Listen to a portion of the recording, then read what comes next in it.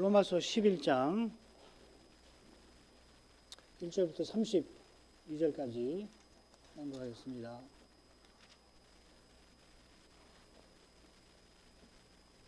이러므로 내가 말하노니 하나님이 자기 백성을 버리셨느냐? 그럴 수 없느니라. 나도 이스라엘이니요 아브라함의 씨에서 난 자요 베냐민 지파라. 하나님이 그 미리 아신 자기 백성을 버리지 아니하셨나니 너희가 성경이 엘리야를 가리켜 말한 것을 알지 못하느냐? 저가 이스라엘을 하나님께 송사하되 주여 저희가 주의 선자들을 죽였으며 주의 제단들을 헐어버렸고 나만 남았는데 내 목숨도 찾나이다 하니 저에게 하신 대답이 무엇이뇨? 내가 나를 위하여 바알에게 무릎을 꿇지 아니한 사람 7천을 남겨두었다 하셨으니 그런즉 이와 같이 이제도 은혜로 택하심을 따라 남은 자들이 있느니라. 만일 은혜로 된 것이면 행위로 말미암지 않음이니 그렇지 않으면 은혜가 은혜되지 못하느니라. 그런즉 어떠하뇨? 이스라엘이 구하는 그것을 얻지 못하고 오직 택하심을 입은 자가 얻었고 그 남은 자들은 완악하여졌느니라. 기록된 바 하나님이 오늘날까지 저희에게 혼미한 심령과 보지 못할 눈과 듣지 못할 귀를 주셨다 함과 같으니라. 또 다윗이 가로되 저희 밥상이 올무와 덫과 거치는 것과 보응이 되게 하옵시고 저희 눈은 흐려 보지 못하고 저희 등은 항상 굳게 하옵소서 하였느니라. 그러므로 내가 말하노니 저희가 넘어지기까지 실족하였느뇨? 그럴 수 없느니라. 저희의 넘어짐으로 구원이 이방인에게 이르러 이스라엘로 식이 나게 함이니라.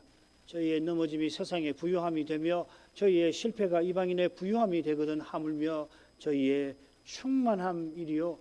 내가 이방인인 너희에게 말하노라. 내가 이방인의 사도인 만큼 내 직분을 영광스럽게 여기노니 이는 곧 내 고력을 아무쪼록 시기케 하여 저희 중에서 얼마를 구원하려 함이라. 저희를 버리는 것이 세상의 화목이 되거든 그 받아들이는 것이 죽은 자 가운데서 사는 것이 아니면 무엇이리요? 제사하는 처음 익은 곡식 가루가 거룩한 적 떡덩이도 그러하고 뿌리가 거룩한 적 가지도 그러하니라. 또한 가지 얼마가 꺾여졌는데 돌 감람나무인 내가 그들 중에 접붙임이 되어 참 감람나무 뿌리에 진액을 함께 받은 자 되었은즉 그 가지들을 향하여 자긍하지 말라. 자긍할지라도 네가 뿌리를 보존하는 것이 아니요 뿌리가 너를 보존하는 것이니라. 그러면 내 말이 가지들이 꺾이온 것은 나로 접붙임을 받게 하려 함이라 하리니 옳도다. 저희는 믿지 아니함으로 꺾이고 너는 믿음으로 섰느니라. 높은 마음을 품지 말고 도리어 두려워하라. 하나님이 원 가지들도 아끼지 아니하셨은즉 너도 아끼지 아니하시리라. 그러므로 하나님의 인자와 어미를 보라. 넘어지는 자들에게는 어미가 있으니 너희가 만일 하나님의 인자에 거하면 그 인자가 너희에게 있으리라. 그렇지 않으면 너도 찍히는 바 되리라. 저희도 믿지 아니하는데 거하지 아니하면 접붙임을 얻으리니 이는 저희를 접붙이실 능력이 하나님께 있습니다. 내가 원 돌 감람나무에서 찍힘을 받고 본성을 거스려 좋은 감람나무에 접붙임을 얻었은즉 원 가지인 이 사람들이야 얼마나 더 자기 감람나무에 접붙이심을 얻으랴. 형제들아 너희가 스스로 지혜 있다 함을 면키 위하여 이 비밀을 너희가 모르기를 내가 원치 아니하노니 이 비밀은 이방인의 충만한 수가 들어오기까지 이스라엘의 더러는 완악하게 된 것이라. 그리하여 온 이스라엘이 구원을 얻으리라. 기록된 바 구원자가 시온에서 오사 야곱에게서 경건치 않은 것을 돌이키시겠고 내가 저희 죄를 없이 할 때에 저에게 이루어질 내 언약이 이것이라 함과 같으니라. 복음으로 하면 저희가 너희를 인하여 원수된 자요 택하심으로 하면 조상들로 인하여 사랑을 입은 자라. 하나님의 은사와 부르심에는 후회하심이 없느니라. 너희가 전에 하나님께 순종치 아니하더니 이스라엘에 순종치 아니함으로 이제 긍휼을 입었는지라. 이와 같이 이 사람들의 순종치 아니하니 이는 너희에게 베푸시는 긍휼로 이제 저희도 긍휼을 얻게 하려 하심이니라. 하나님이 모든 사람을 순종치 아니하는 가운데 가두어 두심은 모든 사람에게 긍휼을 베풀려 하심이로다.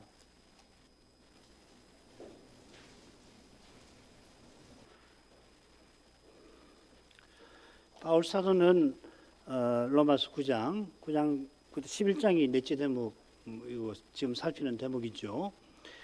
이 대목을 시작하면서 동족의 구원에 관한 절절한 심정을 드러냈습니다. 그 심정이 이 대목의 셋째 단락 로마서 10장 1절에도 분명히 나왔습니다. 이런 사랑으로 9장 30절부터 10장 3절에서 자기 동족의 실패를 전했고, 역시 지난 시간 살핀 다섯 단락 10장 14절부터 21절에서도 자기 동족의 실패, 불순종 특별히 교훈했습니다. 이제 오늘부터 살필 이 여섯째 단락 11장 1절부터 32절은 곧 멸망할 동족을 위하여서 하나님께 간절히 기도한 사도가 하나님께 받은 놀라운 해답을 전하고 있는 것입니다. 상당히 긴 본문입니다. 이 넷째 단락이 한 90절 되는데 3분의 1이 좀 넘죠. 셋으로 나눠보겠습니다. 1절부터 16절까지가 첫 번째 부분인데요. 하나님이 이스라엘을 버리지 않고 그들의 넘어짐으로 이방인을 구원하셨다 하는 내용이고요. 그 다음 17절부터 24절까지는 그 유명한 이 감람나무를 들어서 하나님께서 비슷한 주제를 다루는, 특별히 이 가운데서는 이방인 신자들의 교만을 아주 분명히 경고하고 있죠. 그리고 25절부터 32절에는 하나님의 은사와 부르심에는 후회하심이 없다. 특별히 이스라엘의 구원에 관한 신비한 내용을 여기 담고 있습니다. 말씀드린 대로 세 부분으로 나눴는데 주제는 같아요. 같은데 강조점이 조금씩 다릅니다. 그 주제라고 하는 것은 하나님께서 이방인만 아니라 이스라엘도 구원하신다.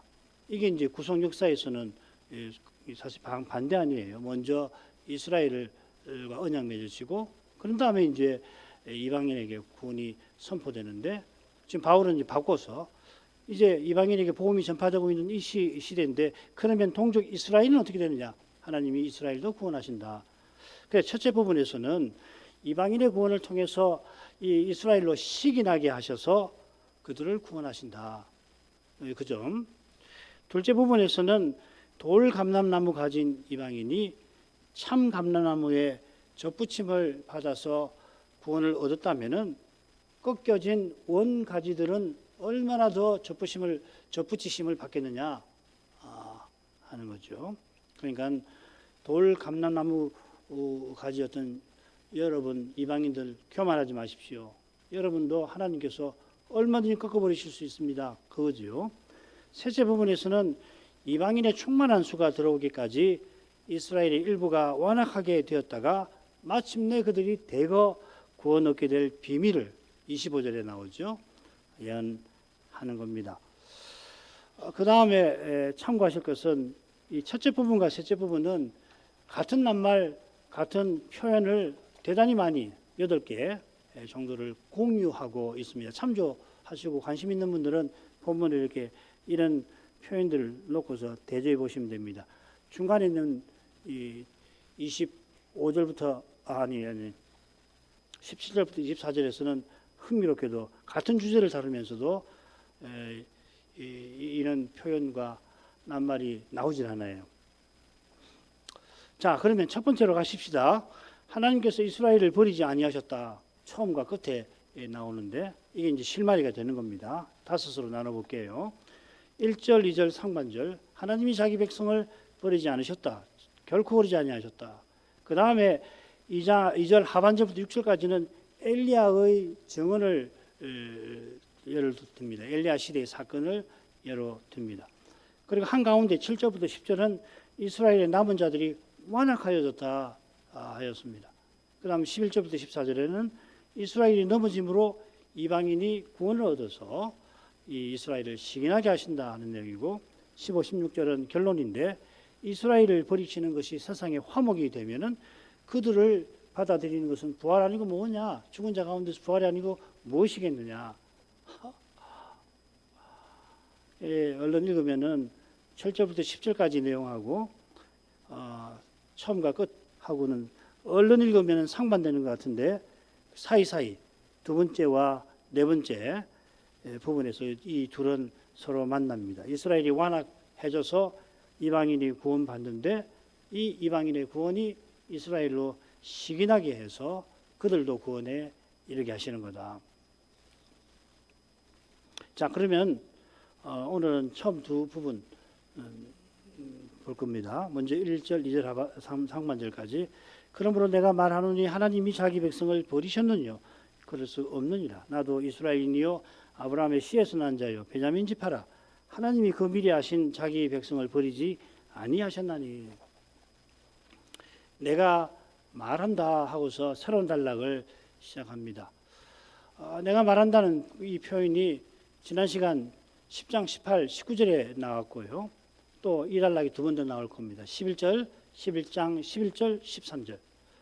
앞선 단락에서는 자기 동족의 불순종을 엄숙히 언급하면서 내가 말합니다 한 것처럼 로마서에서 내가 말한다 할 때마다 한 10곳 되는데요. 사도의 엄숙한 태도가 표현이 잘 되어 있습니다. 그런 점에서 지금 살피고 있는 본문에서 사도는 중대한 엄중한 문제를 다루고 있다는 걸 알 수가 있습니다. 그 문제가 바로 옛 언약 백성의 실패, 멸망에 관한 것입니다. 이스라엘의 실패가 곧 언약의 실패, 나아가 하나님의 실패인 것처럼 생각하기 쉽습니다만은 실은 정반대죠. 이게 이제 지금 우리 살피는 이 단락의 핵심 교훈이 되겠습니다. 그런 점에서 내가 말한다 하는 표현이 이 본론의 넷째 9장 11장에서 자주 나오고 그 중에서 이제 살피는 여섯째 단락 11장 1절부터 32절에 많이 나온다는 것은 매우 자연스러운 것이라겠습니다. 사도는 하나님이 자기 백성을 버리셨느냐 하고 묻고는 그럴 수 없느니라 이내 답합니다. 우리 주님께서 나의 하나님 어찌하여 나를 버리셨나이까 하신 그 말씀에서 여기 사도가 말하는 버리심의 의미를 거기서 배울 수 있습니다. 옛적에 시인이 주님과 똑같이 부르짖었는데 그가 주님처럼 원수에게 극심한 고난을 당했죠. 시인의 원수들이 황소, 사자, 개들처럼 시인을 잔인하게 공격하여서 그만 죽게 만들었고 마침내는 그의 옷마저도 벌거벗겨서 죽음의 수치를 그에게 안겼습니다. 시인의 고난, 이 22편의 시인의 고난은 주님의 십자가를 떠오르게 할 정도였고 과연 십자가 대목에 이 시가 많이 인용이 되지요. 그런데 시인이 겪은 핍박에 비해 주님이 십자가에서 받으신 고난은 전혀 다른 면이 있습니다. 우리 주님은 아버지께 버림 받으신 반면에 시인은 버림 받은 줄로 여겼지만 극적으로 구출받아 죽지 아니하였습니다. 그게 시편 22편 21절이죠. 우리 주님께서 그저 십자가에서 죽임 당하신 게 아닙니다. 거기서 성부에게 버리심 받으셨습니다.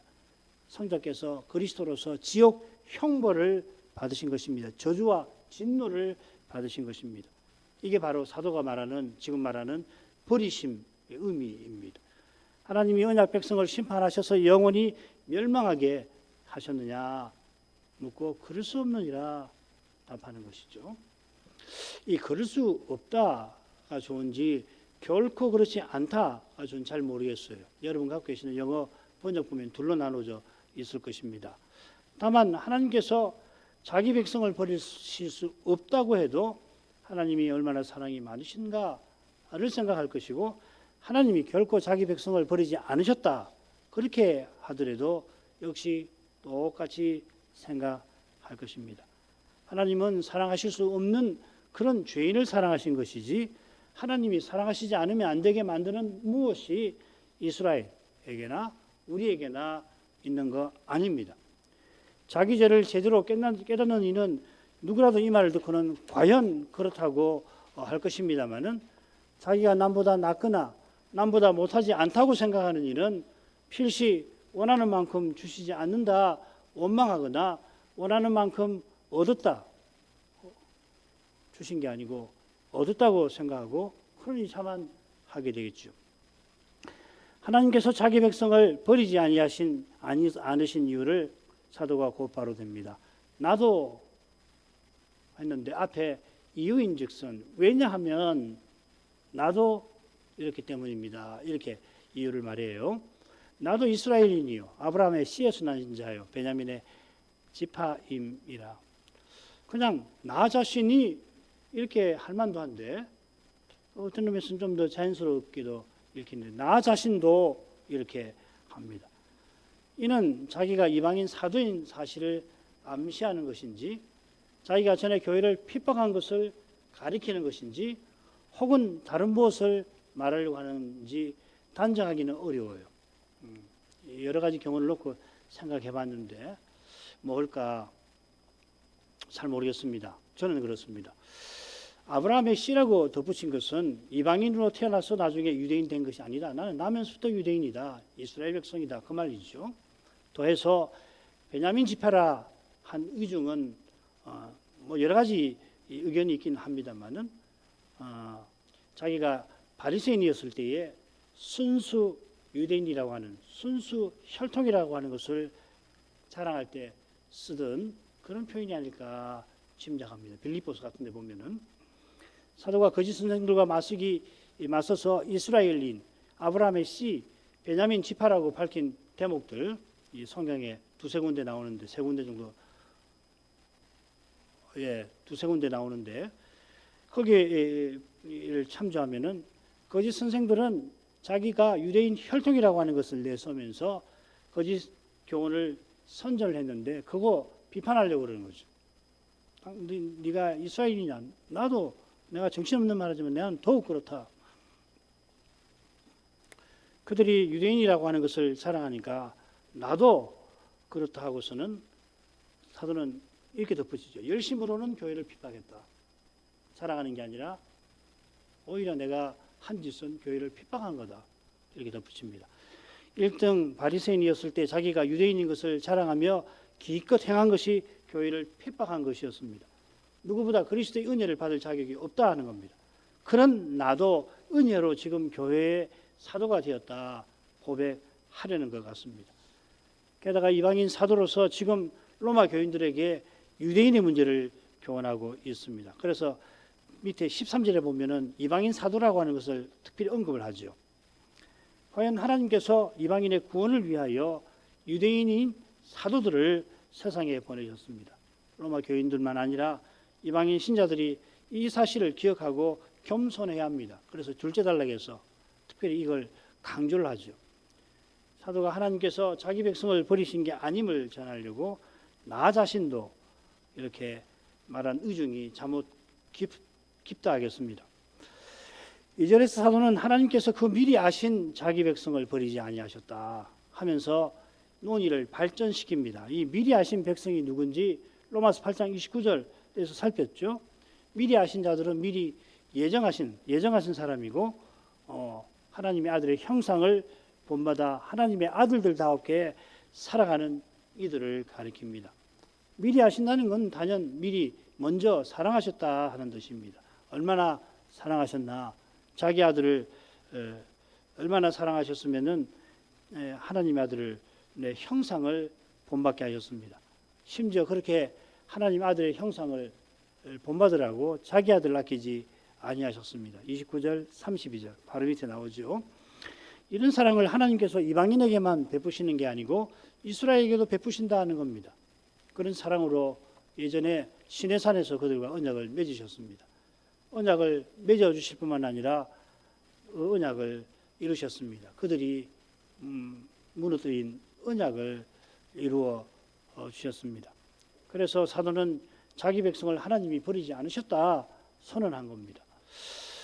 이 주제가 자연스럽게 둘째 부분으로 이어지는데 읽겠습니다. 11장 2절 하반절부터 6절까지 너희가 성경이 엘리야를 가리켜 말한 것을 알지 못하느냐? 저가 이스라엘을 하나님께 송사하되 주여 저희가 주의 선자들을 죽였으며 주의 제자들을 헐어버렸고 나만 남았는데 내 목숨도 찾나이다 하니 저에게 하신 대답이 무엇이뇨? 내가 나를 위하여 바알에게 무릎 꿇지 아니한 사람 7천을 남겨두었다 하셨으니 그런즉 이와 같이 이제도 은혜로 택하심을 따라 남은 자가 있느니라. 만일 은혜로 된 것이면 행위로 말미암지 않음이니 그렇지 않으면 은혜가 은혜 되지 못하느니라.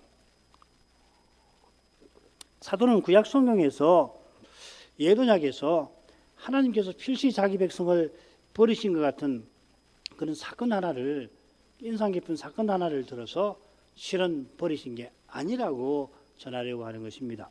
그 사건이 뭐냐면 엘리야 시대에 있었던 그 유명한 사건인 겁니다. 인용된 말씀, 3, 4절에 인용된 말씀은 엘리야가 갈멜산의 승리를 거둔 후에 있었던 일과 붙어 있죠. 위대한 선자는 이스라엘의 심각한 배도를 보고서는 이 배도한 백성에게 하나님의 징벌, 기근이 있을 거다 경고하고, 그리고 이방 땅으로 갔다가 여호와 하나님께서 이제 내가 이스라엘에게 비를 주겠다 하시니까 돌아오죠. 이게 열왕기상 18장 1, 2절 말씀입니다. 지금 18장, 열왕기상 18장 19장을 펴놓고 들으셔도 좋습니다. 3년 반이나 기근이 이어졌는데 하나님께서 이제 비를 주겠다 하시니까 선자는 하나님과 바알 사이에 머뭇머뭇하는 자기 백성의 마음을 하나님께로 돌이키고자 하였습니다. 백성들 앞에서 누가 참 하나님인지를 밝히 드러내서 바알을 버리고 여호와를 좇게 하려 했던 겁니다. 여호와께서 홀로 살아계신 참 하나님이신 것을 드러내려고 선자는 실로 놀라운 대결을 제안을 합니다. 바알 선자들에게 친히 불로 응답하는 신이, 하늘에서 불을 내려서 제사 드리는 그 제사를 받으시는 신이 하나님이라 그렇게 말하니까 백성들도 그 말이 옳도다 합니다. 선자는 자기 백성이 믿지 않을 수 없도록 하려고 자기가 쌓은 단과 나무와 재물에 4통의 물을 3번이나 붓습니다. 단을 쌓을 때 12지파를 상징하는 12돌을 가지고 단을 쌓은 것과 어울리는 거죠. 4통의 물을 3번이니까 12번 아니에요. 북이스라엘이 10지파로 세워진 그 불행한 역사를 가리키면서 금송아지 우상 섬기는 데서 돌이켜서 남유다와 함께 거룩한 백성답게 서나갈 것을 경언한 것입니다. 얼마나 물을 많이 부었는지 이 단 곁에 파놓은 그 도랑에도 물이 차고 넘칩니다. 단과 나무가 다 젖었습니다. 재물도 물로 젖어 있습니다. 흘러넘쳐서 옆에 판 도랑까지 물이 차고 넘쳤습니다. 선자는 저녁 소재 드릴 때 이스라엘 아브라함과 이삭과 이스라엘 하나님 여호와여 부르면서 언약의 하나님으로서 그 영광을 친히 드러내 주시라고 구합니다. 그 영광이 영광구름에서 나온 불이죠. 불이 나온 것이죠. 그 영광을 보고서 이 백성으로 주 여호와는 하나님이신 것과 주는 저희 마음을 돌이키게 하시는 것을 알게 하옵소서 간구합니다. 바로 그때 기도가 끝나자 여호와의 불이 내려서 번제 물과 나무와 돌과 흙을 태우고 또 도랑의 물을 핫은지라. 얼마나 불이 강렬했으면 차고 넘치는 물을 다 증발시키고 태워버려 불살라 버렸습니다. 모든 백성이 그 광경을 보고 엎드려 여호와 그는 하나님이시로다 거듭 고백합니다. 그러자 엘리야는 백성들 들어 바알의 선지자 아들을 잡으라 명합니다. 그들을 기손 시내로 끌고 내려가서 엘리야가 그 많은 선자를 쳐 죽여버립니다. 이런 놀라운 일에 이어서 그만큼 놀라운, 어떤 것이 더 놀라운지 모르겠습니다만은 엘리야가 7번을 기도하니까 3년 반이나 가물었던 죽음의 땅에 단비가, 생명의 비가 내립니다. 하나님께서 우상 섬기던 이스라엘을 위하여 우상의 선자들을 죽여버리시고 우상 섬긴 탓에 큰 기근을 당한 이스라엘을 위하여 단비를 내리셨습니다. 이런 놀라운 일을 행하셨는데도 놀랍게도 이스라엘은 여호와께 돌이키지 않았습니다.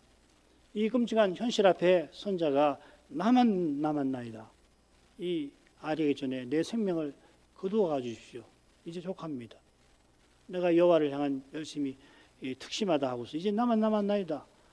우선 사도는 엘리야가 이스라엘을 하나님께 송사하였다 하며 엘리야의 탄식하는 말을 인용합니다. 송사했다 적절하게 새긴 만큼 이스라엘은 실로 잔인했습니다. 구약은 이렇게 되어 있습니다. 저가 대답하되 내가 만군의 하나님 여호와를 위하여 열심히 특심하오니 이는 이스라엘 자손이 주의 언약을 버리고 주의 단을 헐며 칼로 주의 선자들을 죽였음이오며 오직 나만 남았거늘 저희가 내 생명을 찾아 취하려 하나이다. 지금 엘리야의 목숨을 노리는 것이 이스라엘 자손입니다.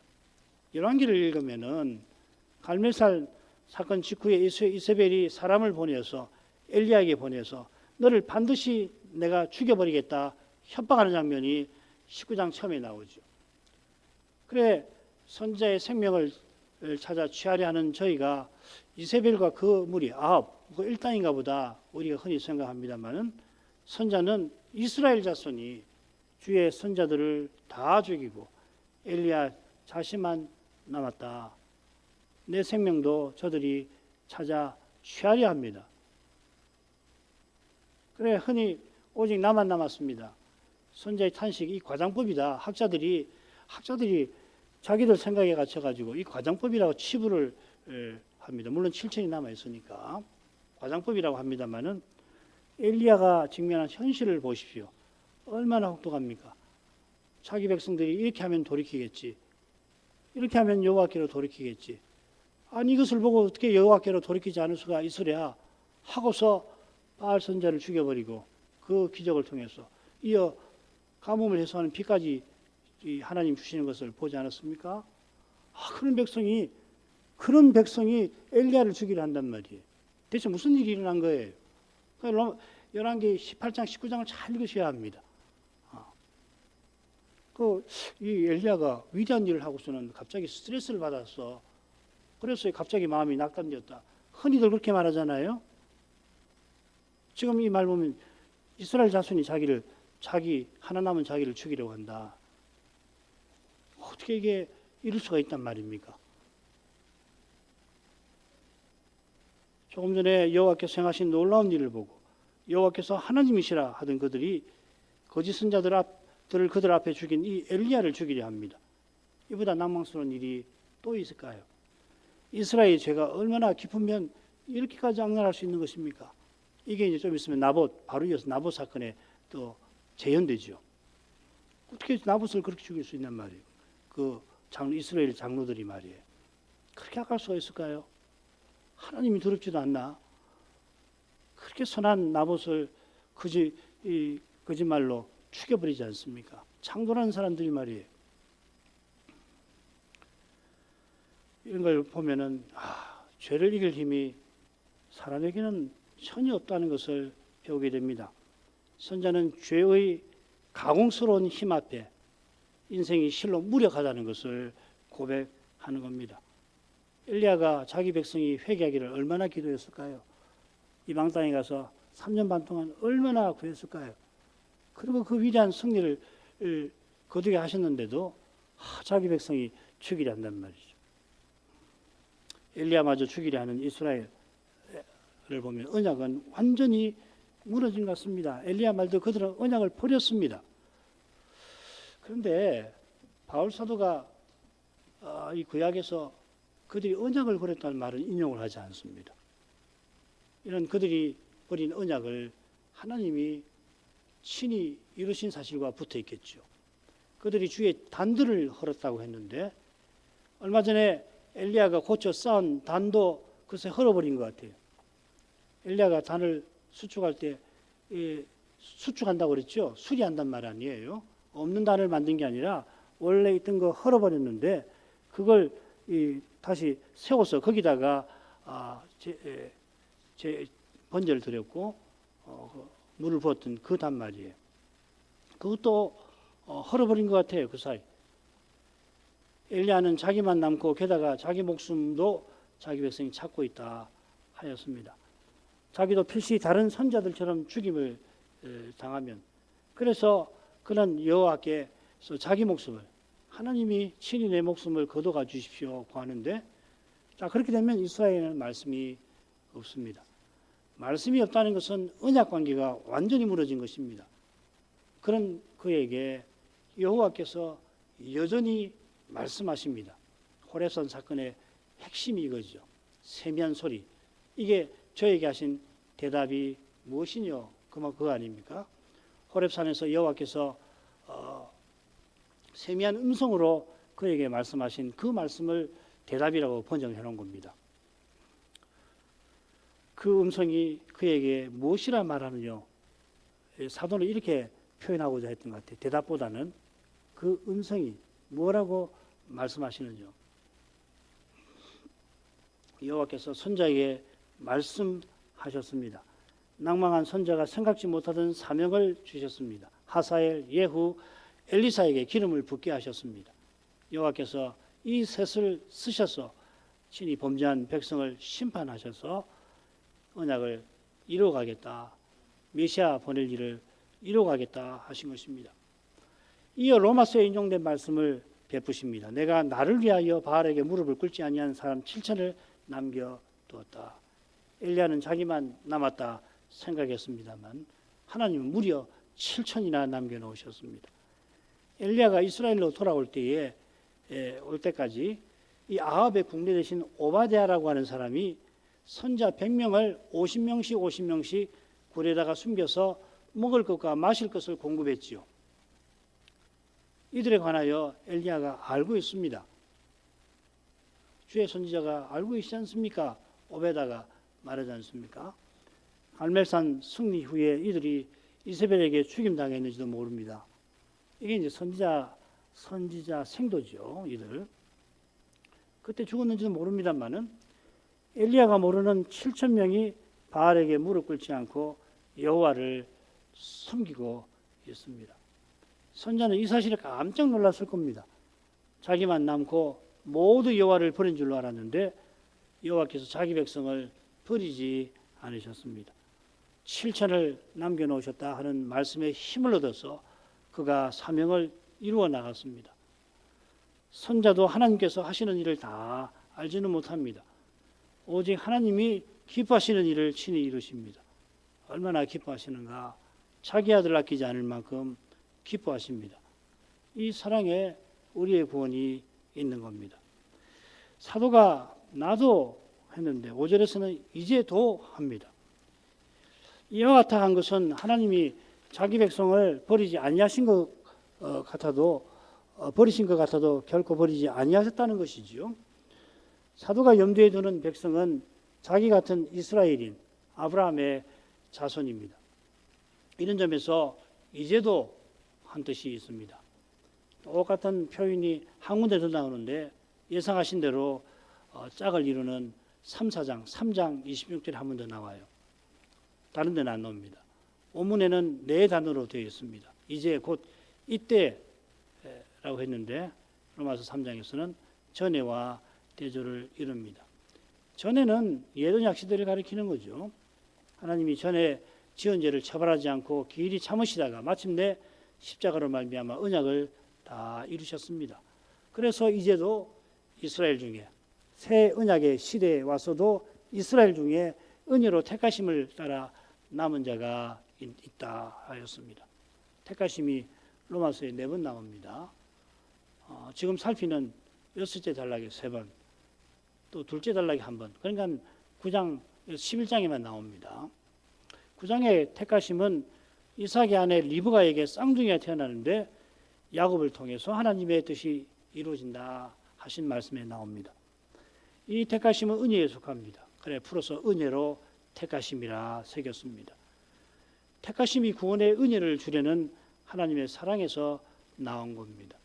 이 사랑이 실로 거룩하셔서 사람의 눈에는 이스라엘이 곧 망하는 그런 때에도 남은 자가 있게 된 겁니다. 이 교훈을 전하는 바울이 가장 좋은 예가 되겠지요. 그가 교회를 철저히 핍박하던 인물입니다. 누구보다 심판받아 마땅한 그 바울이 지금 사도로서 수고합니다. 이는 오직 하나님의 은혜의 덕분입니다. 하나님 은혜는 실로 거룩합니다. 그래 이스라엘 중에 남은 자가 있습니다. 자, 이런 내용에 비춰서 6절은 자연스럽게 다가옵니다. 은혜로 된 것이면 행위로 말미암지 않음이니. 짝을 이루는 둘째 단락, 거기 보면 행위로 말미암지 않는다 하는 표현이 거기 나오죠. 그리고 이 3, 4장에 이 표현이 대거 나옵니다. 거기 행위가 부르시는 자와 대조를 이루고 있죠. 택하심을 따라 되는 하나님의 뜻이 행위로 말미암지 않고 오직 부르시는 이에게로 말미암아 서게 하려 하사 은혜로 되었다 하는 것은 하나님이 부르셨다 하는 뜻입니다. 야곱이나 에서가 아직 태어나지 않은 그때에 하나님이 야곱을 언약의 후사로 부르셨습니다. 야곱이 언약의 후사가 되고 후사답게 언약을 이루고 산 것이 부르시는 하나님 은혜에 있다 하는 말입니다. 그렇지 않으면 은혜가 은혜되지 못하느니라. 사도가 굳이 6절을 언급할 필요가 없을 것도 같은데 굳이 언급한 의중이 있는 것 같아요. 그거 빼고 읽어도 됩니다. 이 6절을 빼고 읽어도 그 바울이 전하려고 하는 교훈이 특별히 약해지거나 그런 것 같지 않은데 굳이 언급을 해요. 첫째, 자기 백성이 특별히 바리새인이 행위로 구원 얻고자 했기 때문에 이스라엘이 망하게 된 것을 지적하는 것 같습니다. 행위로 구원 얻고자 하는 거기서 율법을 행해서 자기 의와 영광을 드러내려 하는 거기서 죄가 가장 죄됩니다. 둘째로 짝을 이루는 이 로마서 11장 11절부터 14절에서 전하려고 하는 그 교훈의 복선을 지금 알고 있는 것 같아요. 이스라엘의 실패로 이방인이 구원의 은혜를 누리는데 그 일로 이스라엘이 시기하게 됩니다. 시기하는데 아니 시기하는 것이 무슨 칭찬할 만한 일입니까? 그렇잖아요. 그런데 그들이 놀랍게도 구원의 은혜를 누리게 됩니다. 이게 얼마나 하나님 은혜로우신가 하는 것을 거기서 우리가 보게 되겠습니다. 기도하겠습니다. 거룩하신 아버지, 사도의 간절한 기도를 받으시고 그가 간절히 원하는 이 이스라엘의 구원에 관하여서 하나님의 거룩한 뜻을 더 깨닫게 하시며 깨닫게 하신 그 뜻을 성경에다가 기록하게 하셨습니다. 사람의 눈에는 옛 언약 백성이 곧 멸망하게 되어 하나님의 언약이 실패할 것 같습니다마는 오히려 하나님께서는 이스라엘의 완약함을 통해서 하나님을 찾지 않던 우리 이방인에게 하나님을 가까이 할 자격을 허락해 주셨습니다. 이 거룩한 사랑은 우리에게서 그치지 않고 우리 이방인의 구원을 통하여 옛 언약 백성도 마침내 하나님의 구원에 이르도록 하십니다. 그 방식이 실로 신비하여서 사도가 성신의 영감을 받아 깨닫게 되었을 때 깊도다 하나님의 지혜와 지식에 부유하며 그의 판단은 측량치 못할 것이며 하나님의 길은 찾지 못할 것이로다 찬송을 영광을 하나님께 드렸습니다. 이런 놀라운 계시를 사도를 통하여 주신 것은 사도가 전한 대로 그리스도를 전하고 받아 이 시대의 교회가 사람이 풀지 못하는 그런 어려운 문제 앞에서도 하나님의 인도, 성신과 말씀으로 이끄시는 인도를 능히 받아 나아가게 하려 하심인 줄 믿나이다. 이제도 저희와 주님의 교회들을 긍휼히 여기셔서 이 시대의 주님의 교회와 지체다롭게 서나가게 하시옵소서. 예수님의 이름으로 기도합니다. 아멘.